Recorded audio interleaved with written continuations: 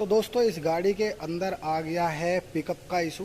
गाड़ी चलती है 100 के आसपास, जब 100 की स्पीड के ऊपर चली जाती है तो उसके बाद गाड़ी के अंदर आती है कोई लाइट स्टॉप की और चेक इंजन की। उसके आने के बाद गाड़ी का पिकअप एकदम डाउन हो जाता है और बस मज़ा नहीं आता चलाने में। तो ये गाड़ी आई है, आज इसे चेक करेंगे बढ़िया से, ठीक है। तो अभी मीटर में देख लेते हैं कोई लाइट लूट है कि नहीं है। तो अभी गाड़ी के अंदर आ गए हम। अभी मैं इग्निशन ऑफ करके इसको करता हूँ ऑन। ऑन करने के बाद मीटर के अंदर लाइटें आ रखी हैं। एक तो ये है स्टॉप की लाइट और एक ये चेक इंजन लाइट, ठीक है। तो ये स्टॉप की लाइट एबनॉर्मल है, ये नहीं आनी चाहिए। टरेनो के अंदर या डस्टर हो, इनके अंदर नहीं आनी चाहिए। ये क्यों आ रही है ये चीज़ हम आज इसमें चेक करने वाले हैं। इशू है गाड़ी में, ये कंफर्म हो गया है, ठीक है। तो अभी स्कैन करते हैं, देखते हैं कोई डीटीसी वगैरह है कि नहीं है, फिर उसके ऊपर काम करेंगे। गाड़ी 110 है, 6 गियर और एक रिवर्स, टोटल 7। एंड अभी इसमें देखो स्कैनर के अंदर जो कोड आ रहा है DF569 बूस्ट प्रेशर सर्किट, ठीक है। 2DF and DF027 cylinder number 2 control circuit, यानी दोनों जो कोड आ रहे हैं वो वायरिंग से रिलेटेड हैं। और बूस्ट प्रेशर का जो है ये ऊपर वाला, ये भी सेंसर से ही रिलेटेड है, ठीक है, मतलब वायरिंग से रिलेटेड है। इनलेट एयर सर्किट का जो है ये इन्हीं की वजह से आ रहा है। तो अभी चेक करते हैं इंजन पे जाके, 2 नंबर सिलेंडर की वायरिंग चेक करेंगे, उसकी वर्किंग चेक करेंगे, वो काम कर रहा है कि नहीं कर रहा है। दूसरा बूस्ट प्रेशर सर्किट को देखेंगे, चलते हैं। तो अब हम इंजन पे आ गए हैं। सबसे पहला कोड था बूस्ट प्रेशर सर्किट का। तो ये देखिए, ये जो सेंसर है ये बूस्ट प्रेशर सेंसर ही होता है, ठीक है, देख रहे हो, ये बूस्ट प्रेशर सेंसर ही होता है। और इसके नीचे से ये पाइप आ रहा है यहाँ पर, और यहाँ देखिए ये पाइप कटा हुआ है, कट के रखा हुआ है। ये पाइप अकेला नहीं आता, कंप्लीट इस पाइप के साथ आता है। 16-17 हज़ार का, बट हम पता करते हैं कस्टमर से चेंज कराएंगे नहीं कराएंगे। दूसरी चीज़, 2 नंबर सिलेंडर भी चेक कर लेते हैं। एक जो डीटीसी था बूस्ट प्रेशर सेंसर का, उसकी वजह से आ रहा था, पाइप चेंज होके वो चला जाएगा। अभी दूसरा 2 नंबर सिलेंडर को भी हम चेक करते हैं, उसकी वायरिंग और वो काम कर रहा है कि नहीं कर रहा सही से, ठीक है। तो चलो, तो अभी मैंने क्या करा है, कवर ओवर निकाल के, ये 2 नंबर इंजेक्टर होता है डीजल गाड़ी में, फ्लाई व्हील की तरफ से 1 and 2 1 2 3 4 स्टार्ट होता है। पेट्रोल में फायरिंग ऑर्डर इस तरफ से स्टार्ट होता है, टाइमिंग की तरफ से। तो 2 नंबर इंजेक्टर का मैंने कनेक्टर निकाल लिया है। अभी पहले स्टार्ट करके वैसे चेक करेंगे, फिर इसकी रेजिस्टेंस वैल्यू भी देखेंगे। रेजिस्टेंस वैल्यू चेक करके कंफर्म हो जाएगा ये ओके है कि नहीं है, ठीक है। एंड वायरिंग में मुझे कोई इशू नहीं लग रहा, कनेक्टर भी प्रॉपर लगा हुआ है। तो देखते हैं स्टार्ट करके इसको, ये प्रॉपर स्प्रे कर रहा है कि नहीं कर रहा है, रिटर्न में जो स्प्रे छोड़ता है। गाड़ी स्टार्ट कर लिए तो दोनों इंजेक्टर सेम स्प्रे छोड़ रहे हैं, ठीक है। तो इससे कंफर्म हो जाता है 3 ओके है और 2 भी ओके है। वायरिंग भी बिल्कुल सही है, बट अभी रेजिस्टेंस चेक करेंगे। इंजेक्टर के अंदर तो इशू नहीं है, कभी गर्म होके अपना काम करना बंद कर देता हूँ।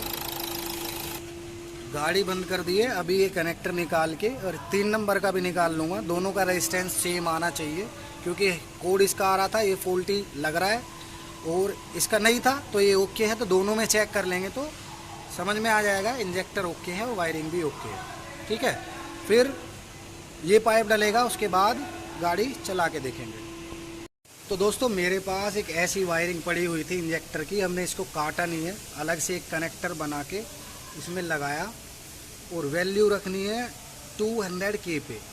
अब ये क्यों रखनी है, ESM के अकॉर्डिंग इसमें ये बोला जाता है कि रेजिस्टेंस की वैल्यू 150 K से ऊपर हो और 250 K से नीचे हो, ठीक है। तो ये 192 K के आसपास वैल्यू दिखा रहा है, यानी 150 से ऊपर और 250 से नीचे।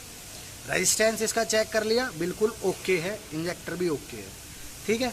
अभी हमें करना है 3 नंबर में, ठीक है। तो दोस्तों 3 नंबर में भी मैंने लगा दिया है, ठीक है। और वैल्यू दिखा रहा है 196 K, यानी 1,95,000 है ना।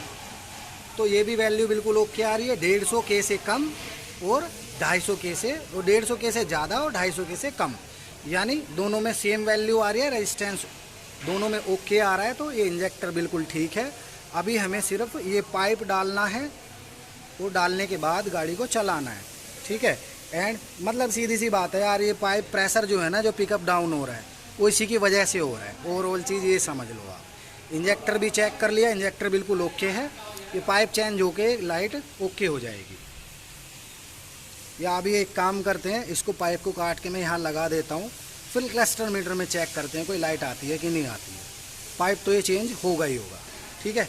अभी क्या अभी क्लियर कर देते हैं यार, कस्टमर पता नहीं डलवाए ना डलवाए, पर हम ठीक कर देते हैं गाड़ी को।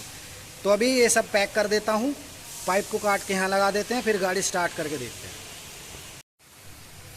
तो यूँ पाइप काट देते हैं थोड़ा सा, एंड अभी से इस पर लगा के और क्लिप चढ़ा देते हैं, ठीक है। ये रबड़ लग जाएगी। अभी रह गया था हल्का सा, पूरा सही से काट देते हैं इसको। छोटा तो ये हो जाएगा, बट देखते हैं काम बन जाए इससे। नहीं बनेगा तो फिर ये चेंज ही करना पड़ेगा। अभी इसको लगा के सिर्फ स्टार्ट करके देखूंगा। गाड़ी लगा दिया है और ये पाइप लग के तैयार। बस थोड़ा सा इस पर टेंशन आ गया, मतलब हल्का सा टाइट हो गया ये। पर चलो अभी देखते हैं स्टार्ट करके गाड़ी। पहले डीटीसी देखते हैं एंड स्टार्ट फिर करेंगे।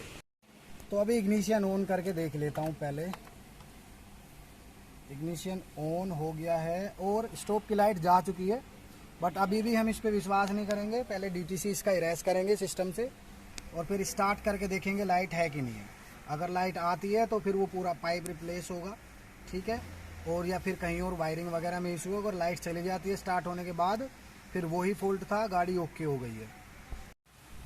तो दोस्तों ये देखो, यहाँ पर पहले ये मैंने इसमें देखा था विद फॉल्ट, अब इसमें नहीं है। इंजेक्शन नीचे आ गया है, ठीक है ना, इंजेक्शन विदाउट फॉल्ट आ गया है। और क्लस्टर में मैंने आपको दिखाया था स्टॉप की लाइट चली गई है। एंड अभी मैं चलो इसके अंदर भी आपको दिखा देता हूँ। अगले पेज पे आके देखो 0 फॉल्ट दिखा रहा है, ठीक है। डीटीसी के अंदर चलते हैं, इसके अंदर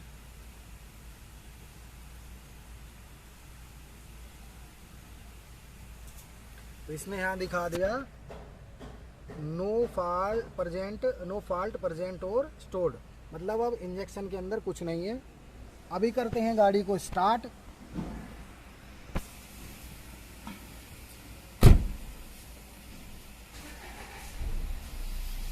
गाड़ी स्टार्ट हो गई है, कोई भी लाइट गाड़ी के अंदर अब नहीं है।